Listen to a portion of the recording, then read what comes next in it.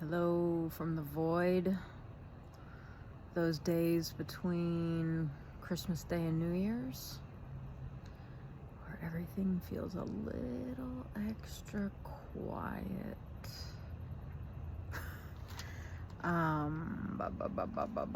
Hi. I'm so sleepy that I hope this makes sense. I don't know. We'll see.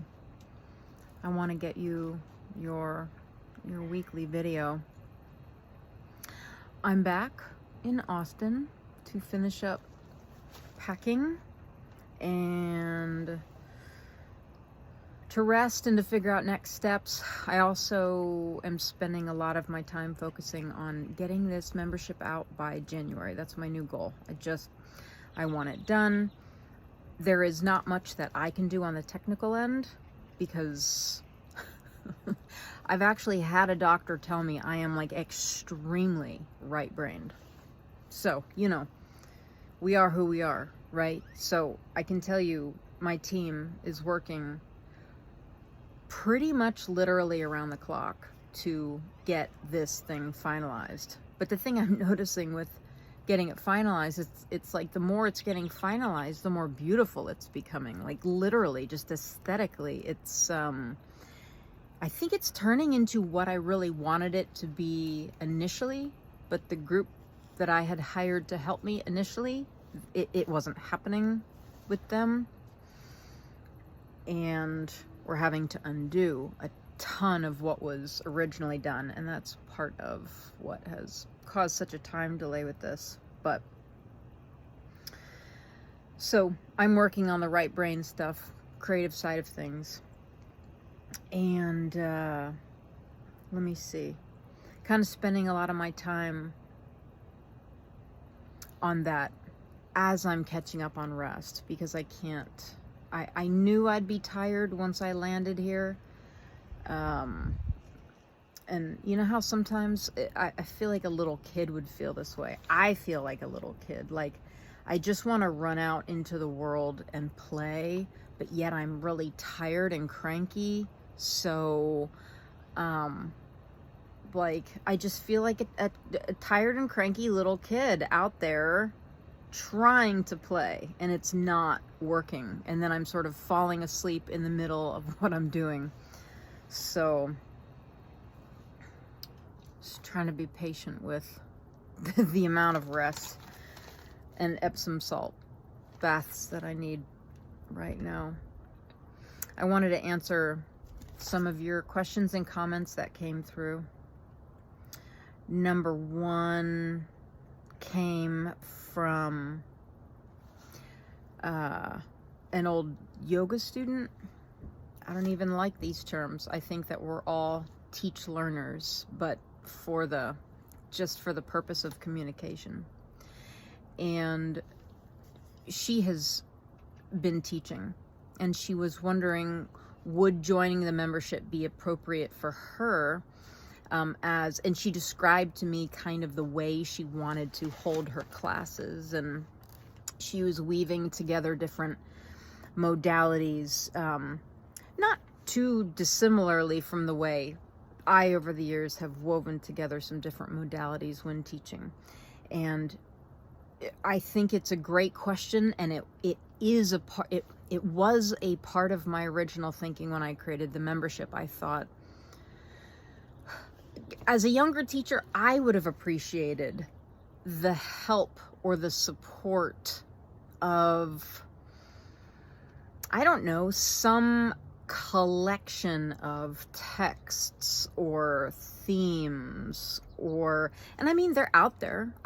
There's plenty of books out there that can give you ideas for yoga class themes, but they were almost a little bit too like basic for what I wanted to offer. I think they weren't that intriguing to me, and I have to be inspired and intrigued. Who's that? Look at this guy. Look at this guy. So cute. Hang on. So dear. Anyway, I would have appreciated a collection of, I don't know really what to call it. There's a certain brand, or there's a certain flavor of encouragement and collection of ideas that I needed as a younger teacher. Or I guess I would have appreciated it. I didn't need it. I would have appreciated it. It all came from my heart and background in studying and teaching higher ed, creative writing, and literature.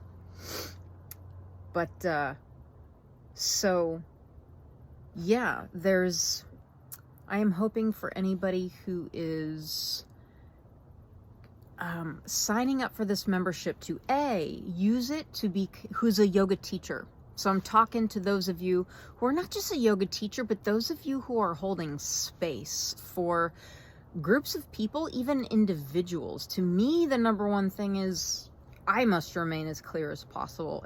And that doesn't mean perfection. And it's, we all have weird or off days or just living our lives.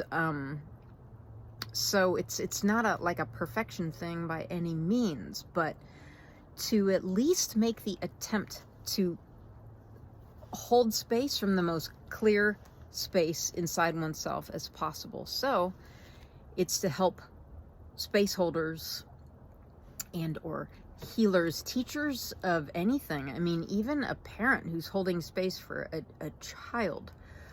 Our fields affect one another. Our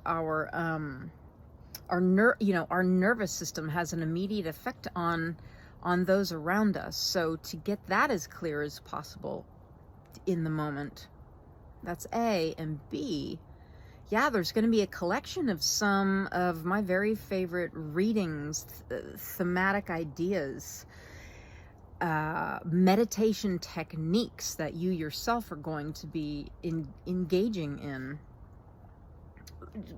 as you practice this. And to me, you need to engage in something first before you can offer it. Like, I had to have a really solid yoga asana practice before I taught it. I couldn't just not have that practice and go teach it. You can, but it's I just don't know that thing has roots. There's a big difference. I like high quality things. I've thought about that lately. I almost spend too much time on quality, and then I don't perhaps put enough time into getting that quality out somewhere. So, we've all got our places that we got to find our balance, but I've just been a fan of if I'm going to eat a meal, I want it to be a phenomenal meal. If I'm going to read a poem or a story or something, it's got to knock my socks off. I don't know. That's just, I can inspect, I guess, where that all comes from. But anyway, yeah, if you're part of this membership, you're going to have a collection growing every month and every week, as the main theme will come out monthly, and then you'll get additions to that every week to support that. Yeah, you're going to have a collection of things that are going to really be able to inspire your teaching or space holding or healing, etc. Am I available for privates? Somebody had reached out and asked, and I said, one-on-one, not one-on-one, in person. Yeah. So I'm talking about one-on-one. I can do couples work or group work, but mainly my private practice has been to make one-on-one time available for folks. It's like if I'm teaching a yoga class, I'm there for the group, but I also like to have that one-on-one thing so we can really go deep with one person. And so the answer to that is yes, and it's going to be limited. It's like I have so much to do to complete that. Yes, I can create space, but it's limited. So it's kind of a first come, first serve thing. And I do have a couple of folks already signed up for some of that space. And you can always text with questions if because really my website as it stands right now doesn't, to me, it doesn't give the full picture of what this work can offer. I tend to save that information for pre-session conversations where I'm just talking one-on-one with somebody so they can get a really specific answer to their question. Anyway, don't be afraid to text, I guess is what I'm saying. Okay, so I answered that. What is the next theme? What's the next theme? I'm so tired, y'all. You're all feeling this way? Yes? No? I mean, I can't, that's such a generalization. I feel like I've done so much to try to wake myself up today, and it's like nothing quite is getting there. So, and brief side note, I was like so tired. I've been cleaning the van out. I was out in the desert, and I'm telling you, desert dust was on everything. So it's been a job to clean this thing up. Anyway, I was filling like the gray tank where you carry water in the very back. You have to hook a hose up to it. I was backing up toward the van with the hose to make sure it was long enough. I'm not looking, I'm not paying attention, and I tumble through the air over an electrical box and land, God, on my knee, on my outer hip, my like lower back, and I laid there like, who just saw that? Because in a way I really wanted somebody to see that, because I'm sorry, it's just funny when we fall. It's funny when people fall. I'm not saying that's right. That's just where I'm at, guys. That's just where I'm at. One of the last things is I had somebody reach out on Christmas Day. And this is an old friend, and who shall remain nameless. And she was talking about the feeling of not belonging. She was visiting her family and was just saying that it's painful. It's painful to not feel like you belong in your family. And I said, I get it. I really, really, really get it.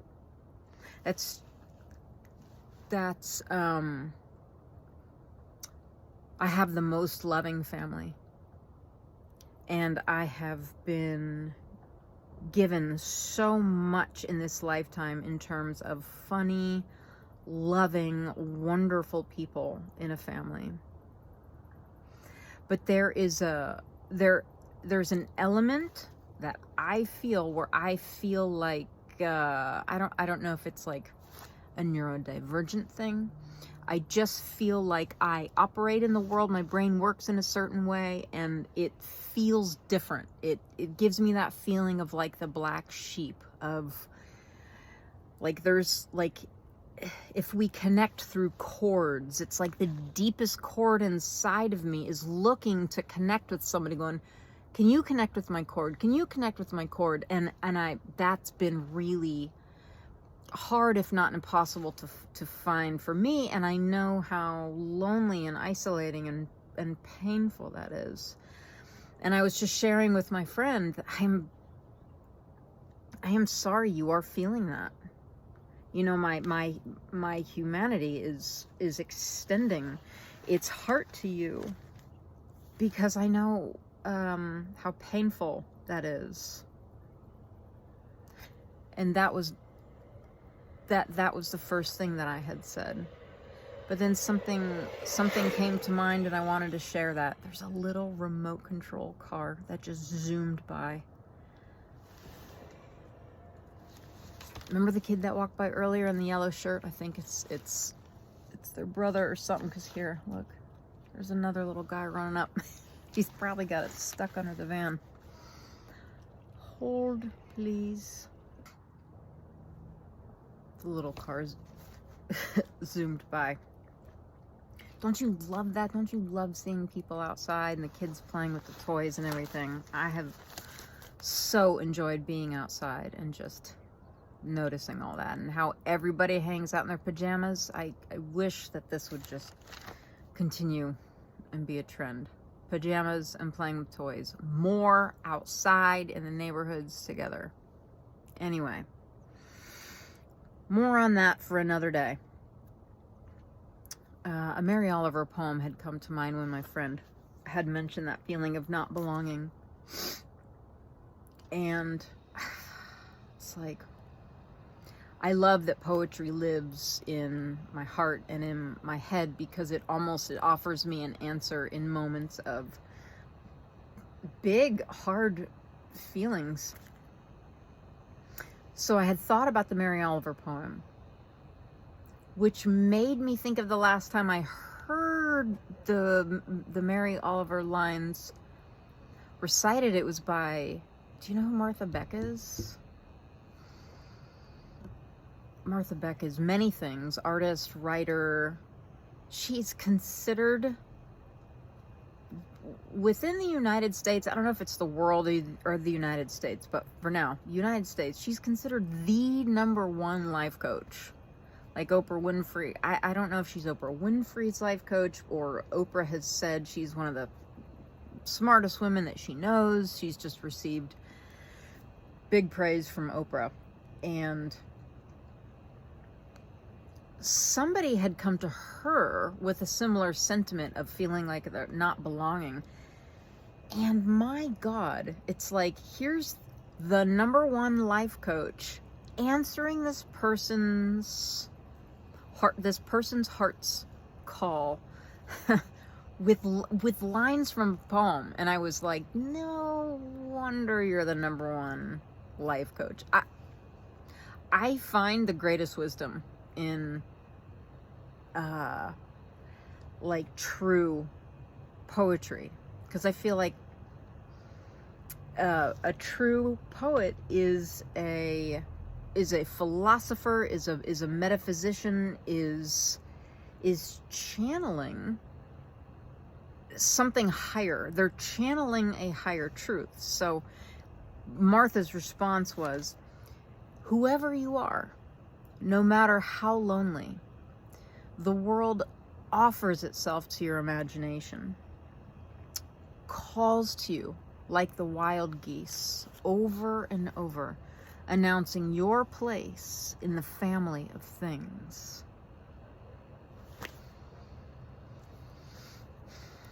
So, what is it, Friday? I've got some work to do this weekend around like the next theme. I'm gonna be creating some more than one theme at a time, so that I'm not scrambling time-wise and getting these things out late to you when I'm offering them monthly. So I've been thinking about this next theme, and one of the ideas that's sitting in me strongly is the idea of holding paradox as a human being. It's like this idea of, well, I want to be here right now, because all the wisdom traditions talk about the power of now, of the present moment, in acceptance of all that is, in appreciation of all that is. Yet, another human being trait is that we are creators, and there's going to be this constant call to more, this constant call to create.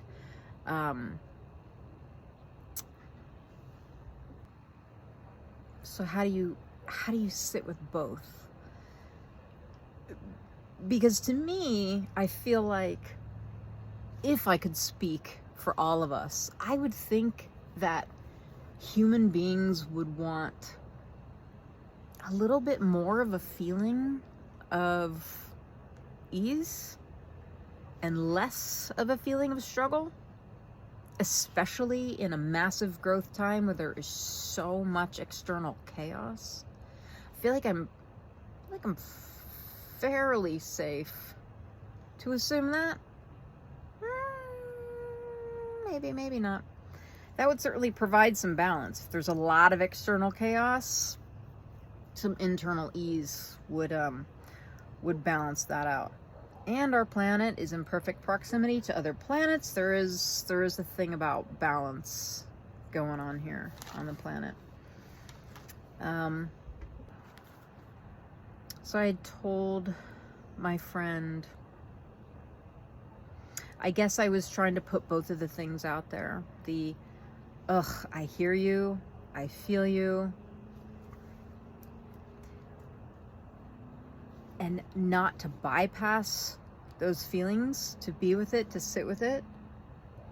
And then I eventually shared with her this poem, and I had said, I know the feeling well, and it sits in my heart, and what else I sit along inside of my heart next to that feeling is a higher truth, is a greater truth.